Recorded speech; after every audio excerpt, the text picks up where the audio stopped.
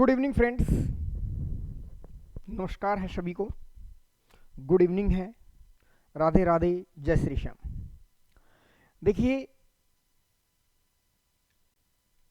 Sentence की बातें हम हमारी क्लासेस के अंदर कर रहे थे और सेंटेंस के बेसिक लेवल की जो बातें हैं, सेंटेंस की टाइप्स वगैरह की जो बातें हमने की हैं, उसके पार्ट्स की बातें की हैं। पार्ट्स के अंदर जो मेन कंपोनेंट्स जो डिवाइड हो सकते हैं उनकी बातें की हैं। देखिए, आज हम बात करते हैं, सेंटेंस को आगे बढ़ाते हैं और जो बहुत ही इम्पोर्टेंट है, ये जो हमारा डिस्कशन है बहुत ही इम्पोर्टेंट होने वाला है। इसलिए जो भी न्यू व्यूवर्स हैं उनसे मेरी एक गुजारिश है कि सेशन को लाइक और शेयर करें और सब्सक्राइब करें। आपका एक सब्सक्राइब, एक लाइक, एक शेयर बहुत मोटिवेशन देता है। ये मैं बार बार कहता रहूँगा आप लोगों से। चलिए, तो देखिए, हमने जो बातें की हैं वो बातें की है सेंटेंस की, और सेंटेंस को हमने दो तरीके से देखा था। क्या? एक था हमारा according to meaning, according to meaning कहीं या पर्पस कहीं, और दूसरा था हमारा अकॉर्डिंग टू फॉर्मेशन या मैं कहूं स्ट्रक्चर। देखिए, इस बात को हमने कर लिया है। अकॉर्डिंग टू मीनिंग जो होता है वो 5 तरह के सेंटेंसेस आप लोगों को बता दिए गए हैं। अब बात आती है अकॉर्डिंग टू फॉर्मेशन। अब फॉर्मेशन के अकॉर्डिंग हमारे 3 तरह के जो सेंटेंस हैं वो क्या हैं? सिंपल सेंटेंस, कॉम्प्लेक्स सेंटेंस और तीसरा था हमारा कंपाउंड सेंटेंस। इनकी बातें हमने की है। अब बात हमें करनी है कि सिंपल सेंटेंस क्या होता है, कॉम्प्लेक्स सेंटेंस क्या होता है और कंपाउंड सेंटेंस क्या होता है। मेरे दोस्तों, सिंपल सेंटेंस के अंदर कोई दिक्कत नहीं है। आपको सिंपल सेंटेंस के अंदर कोई दिक्कत नहीं है। पहले सिंपल सेंटेंस को समझिए, फिर हम कॉम्प्लेक्स और कंपाउंड की बात करते हैं।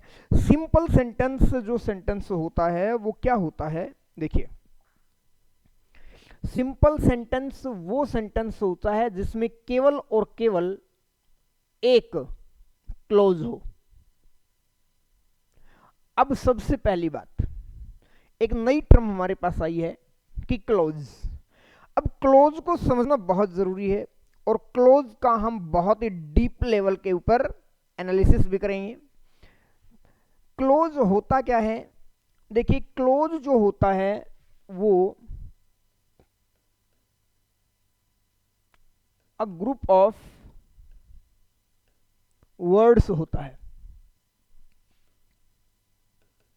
which makes a complete sense। अब बात आती है कि sir, A group of word which makes a complete sense. ये तो सेंटेंस की डेफिनेशन जो है वो आप लोगों ने बताई है, हमने पढ़ा भी है, बिल्कुल पढ़ा है। अब देखिए, क्लोज जो होता है ना दोस्तों, वो सेंटेंस का क्या होता है? कंप्लीट सेंस या कंप्लीट मीनिंग रखने वाला एक पार्ट होता है। अब जिस क्लोज के अंदर एक ही, या देखिए दूसरे तरीके से समझिए, मैं ये कह सकता हूं कि क्लोज जो होता है वो सेंटेंस की तरह होता है, लेकिन सेंटेंस और क्लोज के अंदर फर्क क्या है? देखिए, मैंने कहा सीमा वर्क्स हार्ड, तो यहां पर अगर हम बात करें तो आप कहोगे सर ये एक सेंटेंस है। ये बिल्कुल सेंटेंस है, क्योंकि हमने क्या यूज कर दिया? फुल स्टॉप का यूज कर दिया। अब क्लोज जो होता है वो फाइनाइट वर्ब, वर्ब को हमने ऑलरेडी आप लोगों को बता दिया। तो फाइनाइट वर्ब जितनी होंगी एक सेंटेंस के अंदर, क्लोज भी उतने होंगे। एक सेंटेंस के अंदर एक क्लोज भी हो सकता है, एक सेंटेंस के अंदर 100 क्लोजेस भी हो सकते हैं। अब मैंने कहा सीमा वर्क्स हार्ड। अब यहां पर ये हमारा सब्जेक्ट है, अब सब्जेक्ट के अकॉर्डिंग सॉरी सीमा वर्क्स हार्ड, इसके अकॉर्डिंग हमने ये एक वर्ब यूज की, ये हमारी क्या है, एक फाइनाइट वर्ब है, और ये फाइनाइट वर्ब है तो इट मीन्स ये अपने आप में एक क्लोज है। अब बात आती है, मैंने फाइनाइट वर्ब की बात की है दोस्तों, इसी को अगर मैं ये कहूं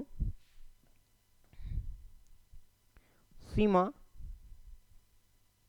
wants to स्टडी इंग्लिश। अब इसको देखिए, आप लोगों ने वर्ब के अंदर बड़े डिटेल से आप पढ़ के आए हो कि ये हमारा वाक्य का क्या है, सब्जेक्ट है, ये अपने आप में एक मेन वर्ब है, और मेन वर्ब कौन सी है, ये फाइनाइट वर्ब है भाई, क्या है, फाइनाइट वर्ब है। अब बात करें कि टू स्टडी क्या है, ये 2 + V1 है, यानी कि है तो वर्ब लेकिन ये नॉन फाइनाइट वर्ब है, ठीक है। अब बात आती है सर वर्ब तो यहां पर दो हैं, लेकिन एक फाइनाइट वर्ब है एक नॉन फाइनाइट वर्ब है, तो सिंपल जो सेंटेंस होता है, मैंने ये कहा है कि उसमें क्लोज एक होता है।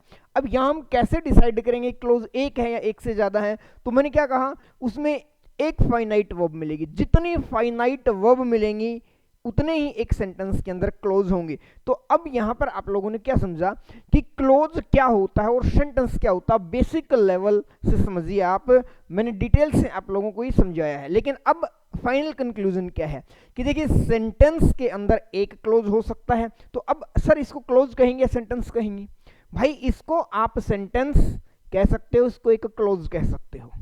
लेकिन देखिए सेंटेंस जहां खत्म होता है वहां हम फुल स्टॉप लगाते हैं, इसलिए यहां हमें क्लोज कहने की रिक्वायरमेंट ही नहीं है। क्लोज कहने की रिक्वायरमेंट कहां पड़ेगी, अभी हम अगले जो कॉम्प्लेक्स और कंपाउंड सेंटेंस की बात करते हैं वहां पर हमें जरूरत पड़ेगी। फॉर एग्जांपल ये समझिए आप, मैंने कहा Seema is a good girl, good girl. एक हमने क्या लिखा, सेंटेंस लिखा, मैंने दूसरा लिखा Seema works hard to get success. यहां भी हमने क्या लिखा, एक सेंटेंस लिखा। अब अगर इन दोनों सेंटेंसेस को, भाई इन दोनों के दोनों सेंटेंसेस को अगर मैं एक ही सेंटेंसेस में कन्वर्ट करके लिखूंगा तो कैसे लिखूंगा, तो यहां पर लिखा जाएगा Seema is a good girl and works hard to get success. तो यहां पर देखिए Seema is a good girl and works hard to get success, तो इस वर्क का सब्जेक्ट तो यही है ना भाई, सब्जेक्ट तो यही है ना। अब यहां देखिए Seema is a good girl, क्या हमने यहां फुल स्टॉप यूज किया, नहीं, हमने यूज किया कंजंक्शन का। देखिए कोई भी दो क्लोजेस जब जुड़ेंगे तो हमें कंजंक्शन का यूज करना ही होगा। कंजंक्शन क्या काम करता है, कंजंक्शन जोड़ने का काम करता है। ये कंजंक्शन की भी बात हम करेंगे, कंजंक्शन के टॉपिक को भी बड़े अच्छे तरीके से आप लोगों को पढ़ाएंगे। Seema is a good girl और she works hard to get success, इन दोनों को हमने इस कंजंक्शन से जोड़ दिया है। अब क्या कहेंगे, अब ये कहेंगे कि ये एक सेंटेंस है, ये दो सेंटेंसेस नहीं है यहां पर ये दो सेंटेंसेस नहीं है दोस्तों, यहां पर सेंटेंस ये एक ही है, लेकिन इसमें क्लोजेज दो हैं। अब देखिए एक हमारी ये वर्ब है, फाइनाइट वर्ब है, एक हमारी यहां पर ये फाइनाइट वर्ब है, और कहीं पर भी क्या फाइनाइट वर्ब है, अभी अभी इसको हम ऑलरेडी डिस्कस कर चुके हैं कि ये फाइनाइट वर्ब नहीं है। तो किसी भी सेंटेंस के अंदर जितनी फाइनाइट वर्ब होंगी उतने क्या होंगे, क्लोजेज होंगे। तो एक ही वाक्य के अंदर क्लोज एक हो सकता है या एक से ज्यादा हो सकते हैं। तो अब हमारी जो पहली बात हुई है वो हुई है सिंपल सेंटेंस की। तो मैंने ये कहा है कि सिंपल सेंटेंस वो सेंटेंस होता है जिसमें एक सिंगल क्लोज हो, बस एक सिंगल क्लोज अगर है तो वो हमारा सिंपल सेंटेंस है। एक से ज्यादा अगर है तो वो देखते हैं कि कौन से होते हैं और किस तरह के क्लोजेज होते हैं। अब समझिए आप,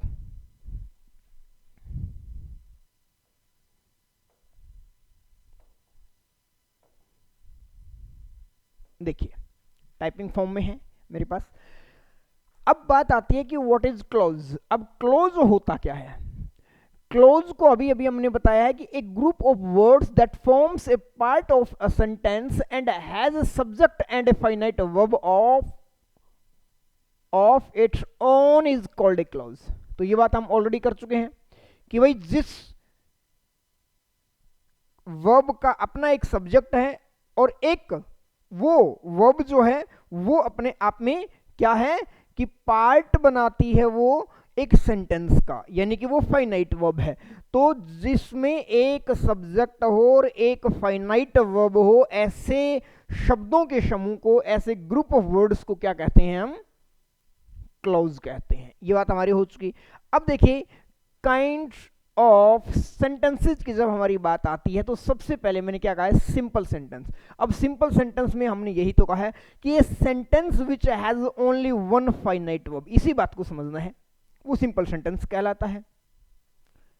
अब दूसरी बात मैंने क्या कहा कि वो नॉन फाइनाइट वर्ब रख सकता है। तो देखिए it may have non finite verbs, इसके पास नॉन फाइनाइट वर्ब्स हो सकती हैं इफ रिक्वायर्ड। ये बात हम ऑलरेडी कर चुके हैं। तो बताइए भाई सिंपल सेंटेंस के अंदर किसी को कोई दिक्कत है तो बताइए। सिंपल सेंटेंस के अंदर कोई दिक्कत नहीं है, ना सिंपल सेंटेंस से कोई क्वेश्चंस पूछे जाते हैं। एस्टेट के एग्जाम में, सीटेट के एग्जाम में सिंपल सेंटेंस से क्वेश्चन नहीं पूछा जाएगा। अब बात आती है कि तो फिर पूछा कहां से जाएगा? भाई पूछा जाएगा या तो कॉम्प्लेक्स सेंटेंस से या फिर पूछा जाएगा कंपाउंड सेंटेंस से। अब इनको ही हमें समझना है, कॉम्प्लेक्स और कंपाउंड सेंटेंस क्या होते हैं। तो अब बड़े ध्यान से सुनिए इन बातों को। अगला हमारा है कि कॉम्प्लेक्स सेंटेंस क्या होता है। अब देखिए कि कॉम्प्लेक्स सेंटेंस क्या होता है। कॉम्प्लेक्स सेंटेंस के अंदर जो बातें की गई हैं वो क्या की गई हैं उस बात को समझिए। A complex sentence consists of a principal or main clause with one or more subordinate clauses।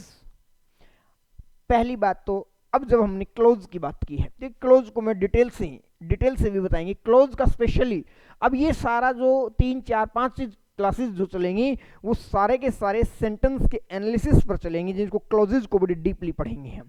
Closes के अलावा एक और टर्म होती है फ्रेज, उसको भी हम बड़े अच्छे से आप लोगों को पढ़ेंगे, हर एक चीज पढ़ेंगे। लेकिन अभी एक बार बेसिक हम क्या कर रहे हैं, सेंटेंस को जो 3 टाइप्स में डिवाइड किया है उनका केवल और केवल बेसिक जान रहे हैं अभी। तो अभी इनके बारे में बहुत कुछ बातें बची हुई हैं, कंपाउंड और कॉम्प्लेक्स के बारे में बहुत कुछ चीजें बची हुई होंगी। अब देखिए आप, सबसे पहली बात की हमने बात की क्लोज की। अब देखिए क्लोज जो होता है, एक होता है मेन क्लोज, इसी को हम क्या बोल देते हैं? Principal clause. दूसरा होता है डिपेंडेंट क्लॉज। क्या होता है भाई? डिपेंडेंट बोल सकते हैं या इसको हम बोल सकते हैं सबऑर्डिनेट क्लॉज। Subordinate clause. अब क्या होता है देखिए, डिपेंडेंट क्लॉज या सबऑर्डिनेट क्लॉज या मेन क्लॉज या प्रिंसिपल क्लॉज क्या होते हैं, इस बात को देखिए। इस बात को देखने के लिए आप लोगों को समझना है कि मेन का मीनिंग ये होता है कि ऐसा क्लोज जो अपना मीनिंग अपने आप में पूरा दे रहा हो, यानी कि उसे अपना मीनिंग निकालने के लिए किसी भी दूसरे वर्ड्स की सहायता नहीं लेनी पड़ रही, या मैं ये कहूं दूसरे क्लोज की सहायता लेनी नहीं पड़ रही, वो अपने मीनिंग में अपने आप में ही क्या है? सफिशिएंट है।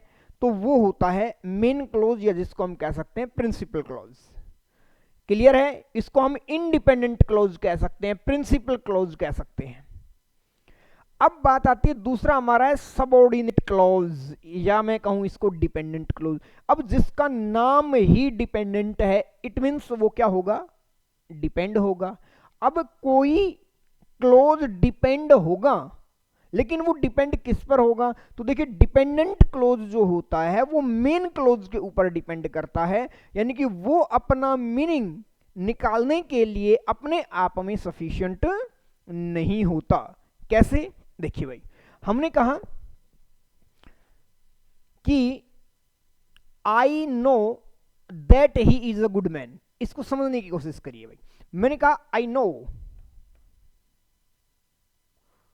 तो ये अपना एक सब्जेक्ट है और ये अपनी एक फाइनाइट वर्ब है। ये अपने आप में पहली बात एक क्लोज है, ये अपने आप में एक क्लोज है। तो ये अपने आप में, अगर मैं कहूं मैं जानता हूं, तो ये अपने आप में एक मेन क्लोज है। अगले हमने लिखा कि that he is a good man, that he is a good man. Is it okay भाई? तो यहां पर देखिए एक क्लोज है हमारा आई नो और एक क्लोज है that he is a good man, यानी कि क्लोज कितने हुए? दो क्लोज हुए, दो क्लोज हुए भाई। तो बेटा आई नो जो है ये अपने आप में इंडिपेंडेंट क्लोज है, यानी कि मेन क्लोज है, यानी कि इसे अपना मीनिंग निकालने के लिए किसी दूसरे क्लोज के ऊपर डिपेंड होना नहीं पड़ता। लेकिन that he is a good man, अगर इस अकेले को बोलेंगे तो हमें ऐसा लगेगा that he is a good man, कि वह एक अच्छा व्यक्ति है। हाँ सर, आगे भाई ऐसा मैं जानता हूं या ऐसा उसने कहा है, ठीक है, यानी कि कोई ना कोई एक और बात जो है वो इसे रिलेट करती है और वो यही है कि आई नो, मैं जानता हूं कि वो एक अच्छा इंसान है। तो आई नो जो है यहां पर ये एक क्लोज है। अब देखिए इस वर्ब का सब्जेक्ट है ही, और अभी अभी हमने यही पढ़ा है कि एक सब्जेक्ट है और एक वर्ब है। तो भाई ये एक अपनी जो वर्ब है फाइनाइट वर्ब है, इसका ये सब्जेक्ट है। तो यहां पर कितने क्लोज हैं? दो क्लोजेज हैं, और दोनों के दोनों जो हैं वो जुड़े हुए हैं किससे? इस दैट से, यानी कि एक कनेक्टर से जुड़े हुए हैं, कंजंक्शन से जुड़े हुए हैं। अब यही बात है, हमने इसमें कहा क्या है वो समझिए। एक complex sentence consist of a principal clause with one or more subordinate closes, यानी कि जो डिपेंडेंट क्लोज हैं वो एक हो सकता है, एक से ज्यादा भी हो सकता है। Is it okay? It means that A complex sentence has more than one finite verb. इसका मीनिंग क्या है कि कॉम्प्लेक्स सेंटेंस जो होता है उसमें एक से ज्यादा, has more than one finite verb, एक से ज्यादा फाइनाइट वर्ब होना।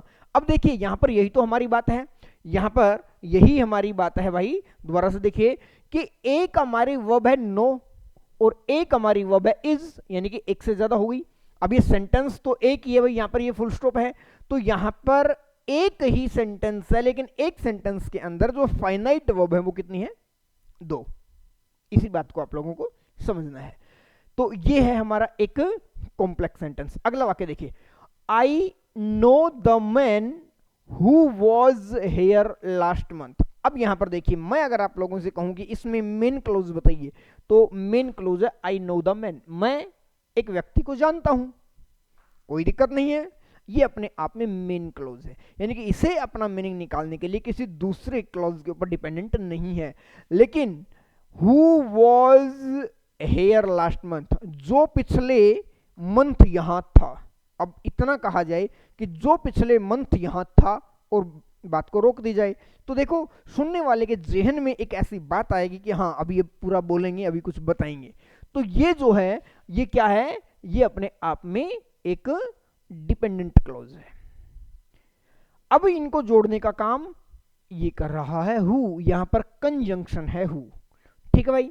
अब इसी तरह देखिए आगे देखिए, मैंने कहा when you do this work, जब तुम ये काम करोगे, I shall help you with money,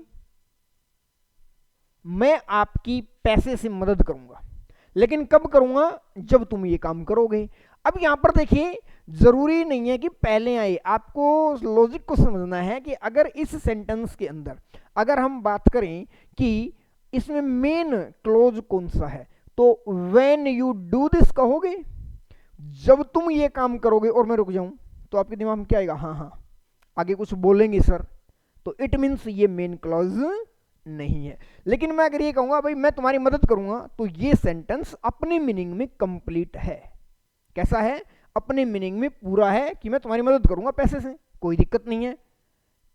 ये अपना मीनिंग निकालने के लिए किसी दूसरे क्लॉज के ऊपर डिपेंड नहीं है। इसलिए यहां पर जो मेन क्लॉज है वो है हमारा ये हमारा मेन क्लॉज है, और इसी के ऊपर ये वाला जो क्लॉज है ये डिपेंड करता है, इसलिए ये सब ऑर्डिनेट क्लॉज है, सब ऑर्डिनेट क्लॉज है।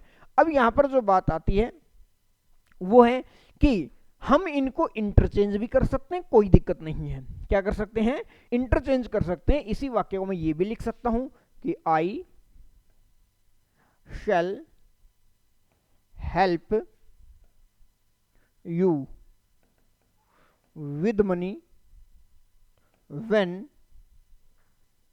You do this work, when you do this work.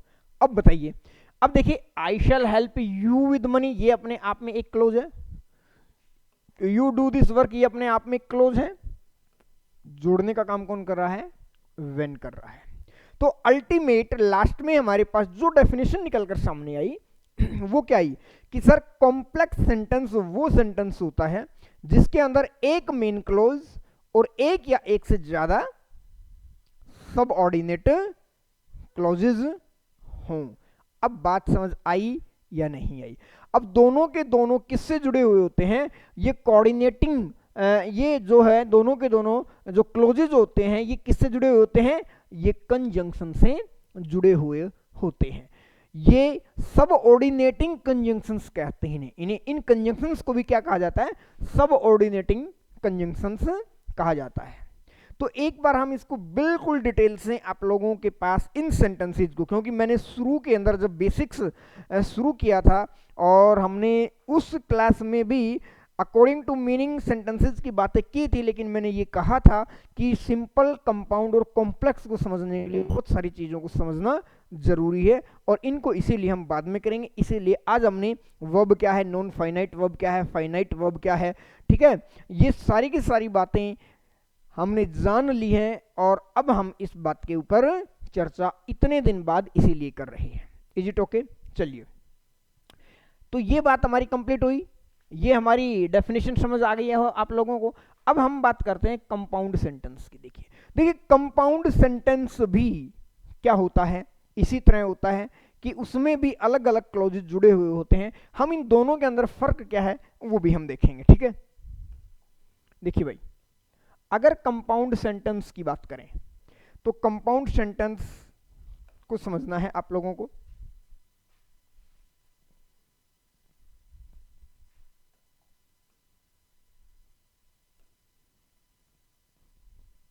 ठीक है भाई, कंपाउंड सेंटेंस है ये हमारा, और यहां से देखिए आप लोग, देखिए एक compound sentence consist of two or more principal clauses. यही बात है समझने वाली यहां पर। देखिए पहली लाइन के अंदर देखिए, जब हमने कॉम्प्लेक्स सेंटेंस की डेफिनेशन को समझा तो क्या कि उसमें एक मेन क्लोज का होना कंपलसरी है, बाकी एक हो, दो हो, तीन हो, क्या हो सकते हैं? डिपेंडेंट क्लोज हो सकते हैं। लेकिन कंपाउंड सेंटेंस क्या कहता है? कंपाउंड सेंटेंस के अंदर जो दो मेन क्लोजेज होने जरूरी है। क्या होने हैं? मेन क्लोजेज दो होने जरूरी है। These clauses are joined by coordinating conjunction. और जब मेन क्लोजेज को जोड़ने वाले कंजंक्शंस जो होते हैं, जो मेन क्लोज को जोड़ते हैं, उनको जोड़ने वाले कंजंक्शंस को क्या कहते हैं भाई? उनको जोड़ने वाले कंजंक्शंस को हम कोऑर्डिनेटिंग कंजंक्शन कहते हैं। लेकिन अगर कोई सब ऑर्डिनेट क्लॉज है, उसको अगर जोड़ने का काम कर रहा है तो वो कंजंक्शन क्या कहलाता है? सब ऑर्डिनेटिंग कंजंक्शन कहलाता है। तो यहां पर इसी बात को समझना है कि consist of two or more principal clauses, यानी कि एट लिस्ट आपके पास दो मेन क्लॉजेज होने जरूरी है। कॉम्प्लेक्स सेंटेंस के अंदर एट लिस्ट हमारे पास एक मेन क्लॉज होना जरूरी है। यहां आप लोगों को देखिए, अब यहां कोऑर्डिनेटिंग कंजंक्शंस क्या है वो देखिए। एंड है, भाई बट है, सो है, देयर फोर है, अदरवाइज है, और है, एल्स है, नोर है, व्हाइल है, फोर है, वेरीज है, स्टिल है, यट है, नेवरदलेस है, हाउ एवर है, एज वेल एज है, ऑल द सेम है, इंडीड है, बट है, अदरवाइज और एल्स है। ये कंजंक्शंस जो होते हैं ये आपको थोड़ा सा ध्यान रखना पड़ेगा। यानी कि जब आप इन बातों को समझ रहे हो कि सर आपने तो कहा क्या क्या कहा आपने कि सर कोऑर्डिनेटिंग कंजंक्शन से जुड़ा हुआ है या सबऑर्डिनेटिंग कंजंक्शन से जुड़ा हुआ है, तो मीनिंग तो हमें समझ आ गया कि उसमें एक मेन क्लोज, लेकिन हम ये कैसे पहचान करेंगे कि वहां पर एक मेन क्लोज है या दो मेन क्लोजेज है। इसलिए इसका ध्यान रखने के लिए आपको ये इनकी एक लिस्ट आप तैयार कर सकते हो, लिख सकते हो इनको कि ये जहां पर मिलेंगे, ये जहां पर मिलेंगे तो इट मीन्स ये कंजंक्शन क्या है, कोऑर्डिनेटिंग कंजंक्शन है, और इनसे जुड़ा हुआ क्लोज क्या मिलेगा, फिर मेन क्लोज मिलेगा, सबऑर्डिनेट क्लोज नहीं होगा। देखिए एग्जांपल, एग्जांपल समझिए, माई ब्रदर केम, ये अपने आप में एक क्लोज है भाई, माई ब्रदर केम ये अपने आप में एक क्लोज है, मेरा भाई आया, कोई दिक्कत नहीं है, अपने आप में किसी के ऊपर अपना मीनिंग डिपेंड नहीं कर रहा है, ये अपने आप में मेन क्लोज है।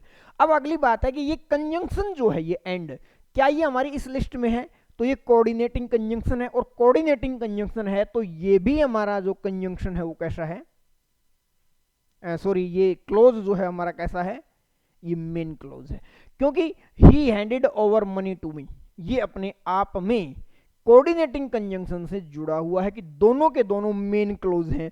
अब यहीं से क्वेश्चन इस तरह से जनरेट होंगे कि ये बताइए कॉम्प्लेक्स सेंटेंस है या कंपाउंड सेंटेंस है। तो समझने वाली जो बातें थी वो तो मैंने आपको बता दी कि भाई मेन क्लोज होते हैं या डिपेंडेंट क्लोज होते हैं जुड़े हुए। अब बात आती है कि ये डिफाइन जो करेगा वो केवल इस एंड से पता चल रहा है कि ये भी मेन क्लोज है सर, ये भी मेन क्लोज है। अगला देखिए, मैंने कहा स्पीक और यू विल डाई, अब और से जुड़ा हुआ है, और अपने आप में कैसा कंजंक्शन है, कोऑर्डिनेटिंग कंजंक्शन है भाई, और कोऑर्डिनेटिंग कंजंक्शन है तो दोनों के दोनों जो हमारे पास क्लोजेज हैं वो कैसे हुए, मेन क्लोज हुए। मैंने कहा कि मेन क्लोज अगर जुड़े हुए हैं, एटलीस्ट हमारे पास दो मेन क्लोज होने ही चाहिए कंपाउंड सेंटेंस बनाने के लिए।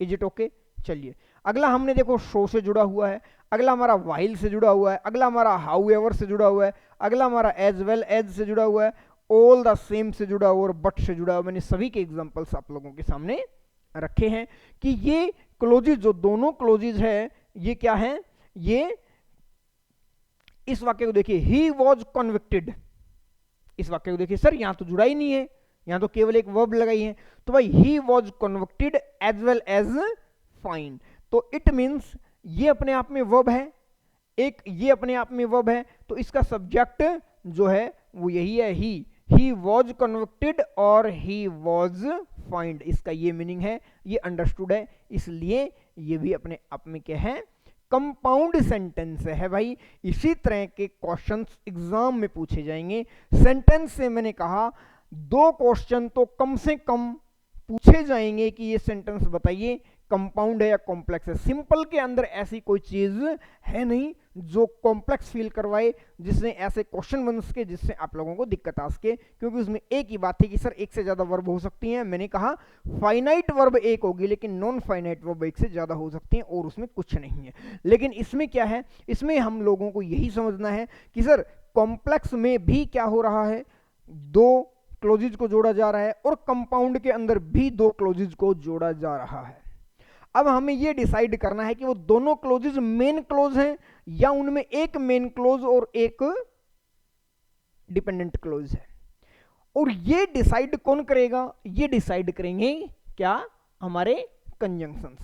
तो इस बात को आप लोगों को समझना है। यहां तक की बात जो थी, ये तीनों सेंटेंस क्या होते हैं और क्या नहीं, ये हमने बात की है। इससे आगे चलकर थोड़ी सी बात हम और कर लेते हैं। देखिए मैंने क्या लिखा, मैंने यहां पर लिखा है कि As stated earlier, complex sentence consists of two or more than one clause. A principal clause with one or more subordinate clauses forms a complex sentence.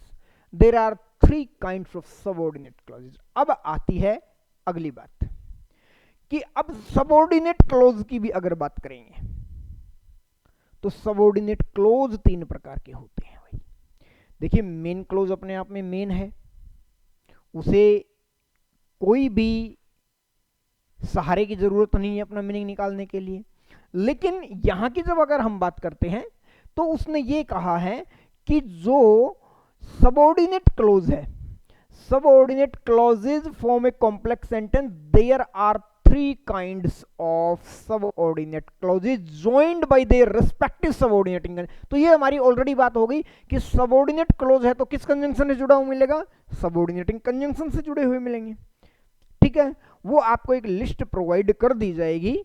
हालांकि जो मैंने आप लोगों को ये बताए हैं कि ये कोऑर्डिनेटिंग कंजंक्शन है, इनके अलावा जो भी कंजंक्शन मिले आप लोगों को, आप ये मानिए कि वो सबऑर्डिनेटिंग कंजंक्शन है। तो ये 7-8 जो कंजंक्शन है, 10-11 है, ये आप लोगों को क्या करना है, याद रखना है। Is it okay?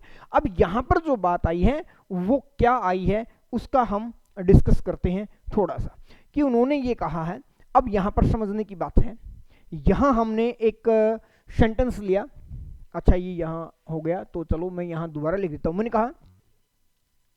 क्या कहा, मैंने कहा भाई I know that he is a good boy। बड़े ध्यान से समझना है भाई।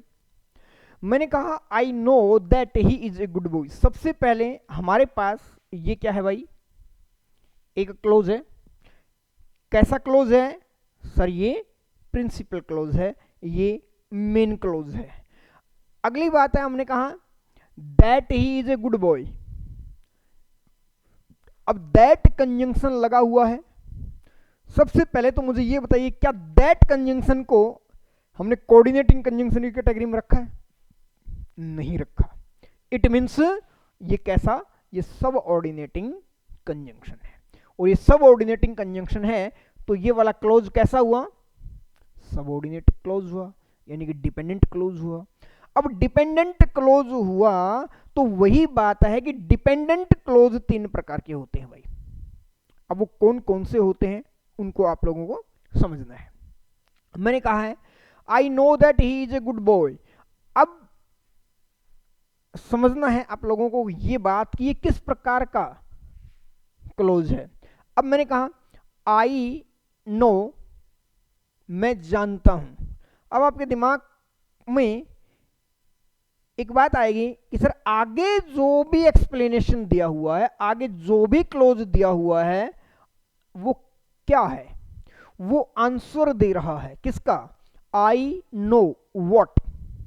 आई नो वॉट कि मैं क्या जानता हूं।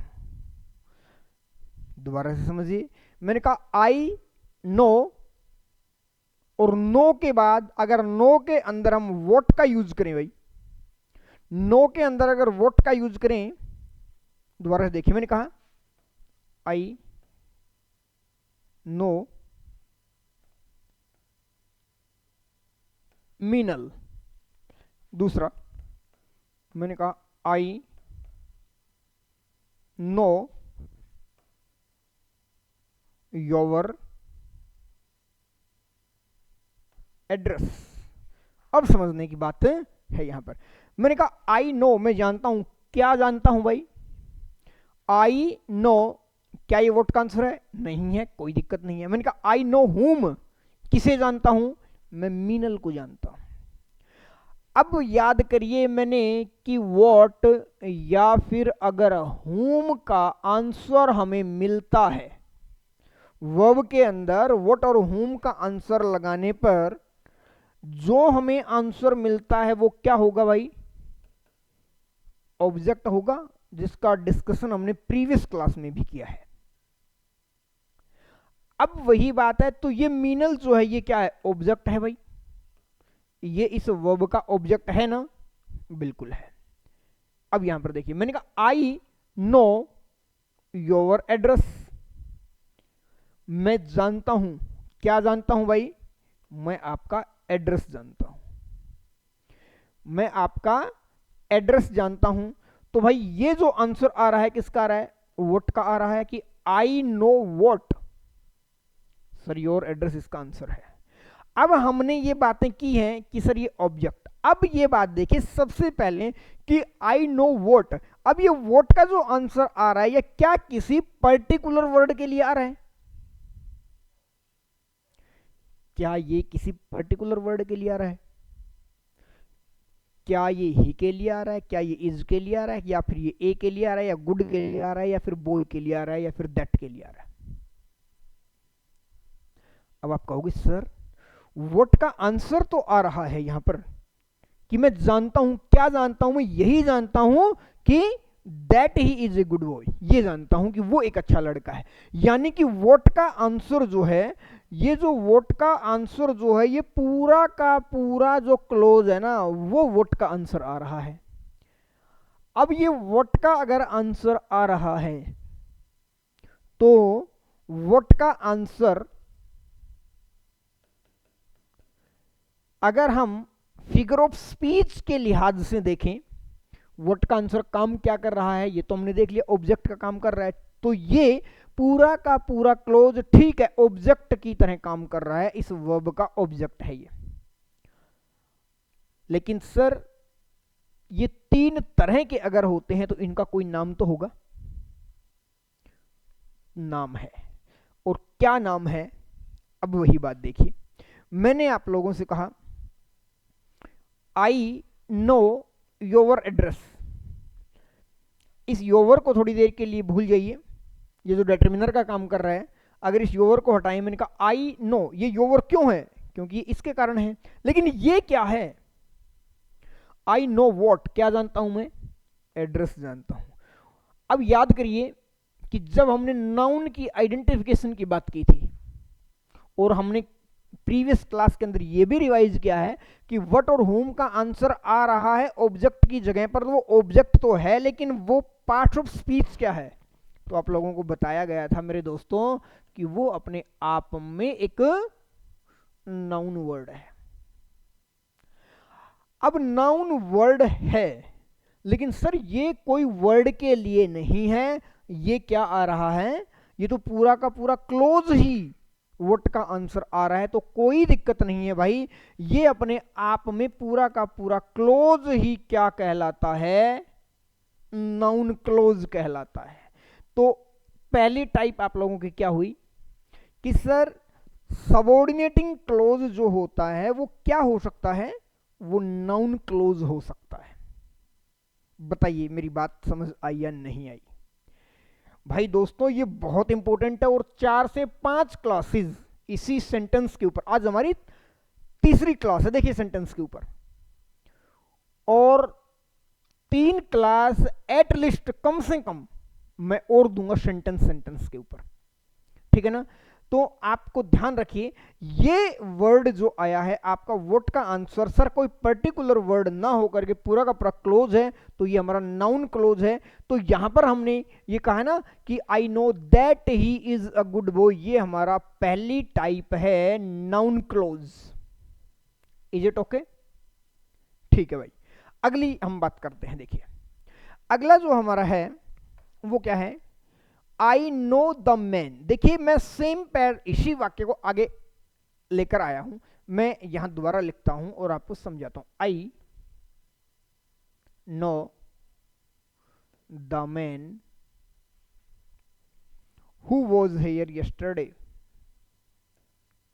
Who was here yesterday.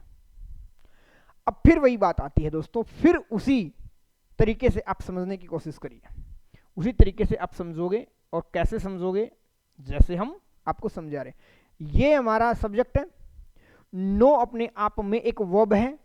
अब बात आती है आई नो हुम, व्हाट और हुम का आंसर आने वाला वर्ड हमारा क्या होता है? ऑब्जेक्ट होता है। तो ये ऑब्जेक्ट तो है, लेकिन व्हाट और हुम आपका आंसर आने वाला वर्ड पार्ट ऑफ स्पीच क्या होता है, तो आप कहोगे सर नाउन, जिसको हमने अभी आप लोगों के सामने डिस्कस किया। तो ये जो मैन है ये अपने आप में एक नाउन है जो ऑब्जेक्ट की जगह पर आ रहा है, और ये नाउन होने के नाते ही यहां पर हमने क्या लगाया, द का प्रयोग किया आर्टिकल का। आर्टिकल की क्लास आपकी हो चुकी है कि आर्टिकल हमेशा किसके साथ आता है, नाउन के साथ आता है। तो ये नाउन है इसीलिए यहां पर आर्टिकल द आया है। Is it okay? अब बात करते हैं आई नो द मैन, ये अपने आप में एक क्लोज है, बिल्कुल है। हु वॉज हेयर यस्टरडे, ये अपने आप में सेकंड क्लोज है। और ये जो हमारा कंजंक्शन है, क्या कोऑर्डिनेटिंग कंजंक्शन है? क्या जो भी 10-12 हमने आप लोगों को लिखवाए उनकी लिस्ट में है, उनकी लिस्ट में नहीं है, मैं बता देता हूं।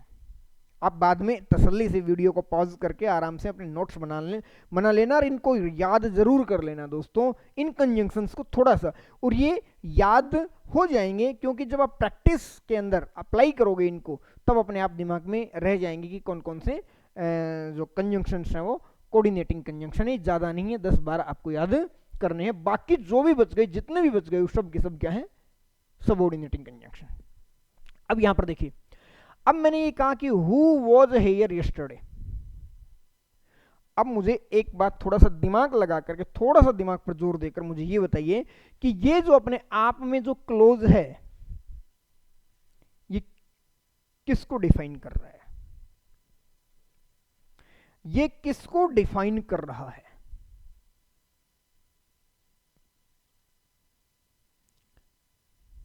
बताइए। हु वॉज हेयर यस्टरडे, जो कल यहां था, कौन था भाई? कहोगे सर मैन की बात हो रही है, यही बात है ना। तो हु वॉज हेयर यस्टरडे जो है, ये पूरा का पूरा, ये पूरा का पूरा जो क्लोज है, ये किसके लिए यूज किया गया है? मैन के लिए यूज किया गया है। ये पूरा का पूरा क्लोज किसे डिफाइन कर रहा है? ये मैन को डिफाइन कर रहा है। और मैन जो है वो अपने आप में नाउन होता है दोस्तों, और नाउन को डिफाइन करने वाला वर्ड क्या होता है बताइए?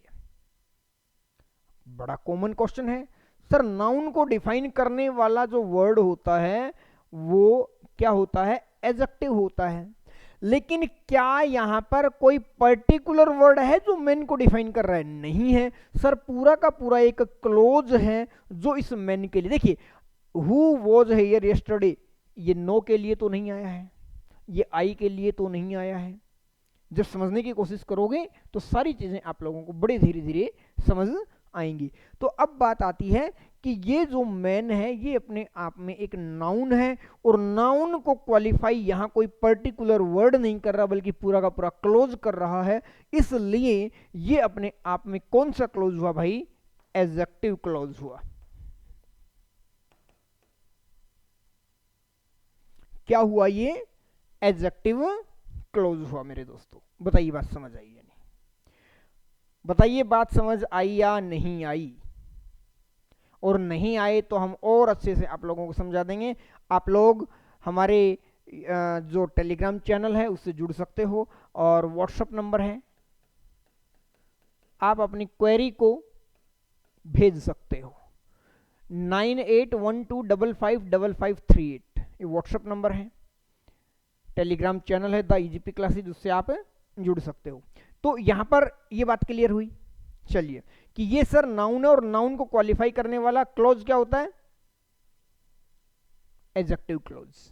अब हम तीसरे की बात करते हैं। देखिए, तीसरे की अगर हम बात करें तो दोस्तों हमारे पास वाक्य है, when you do this work I shell give you money. अब यहां पर हमने अभी थोड़ी देर पहले ऑलरेडी बता चुका हूं मैं कि I shell give you money क्या है? मेन क्लोज है। ये क्या है? हमारा डिपेंडेंट क्लोज है। डिपेंडेंट क्लोज कहूं या मैं सबऑर्डिनेट क्लोज कहूं? क्लियर है? अब बात आती है कि सबऑर्डिनेट क्लोज अगर होगा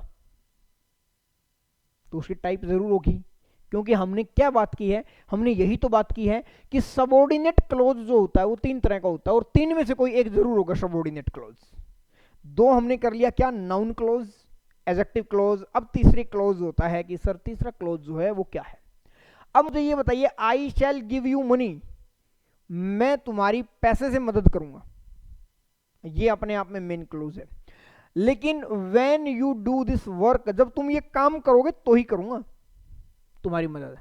अब मुझे ये बताइए कि ये जो है ये आंसर किसका आ रहा है।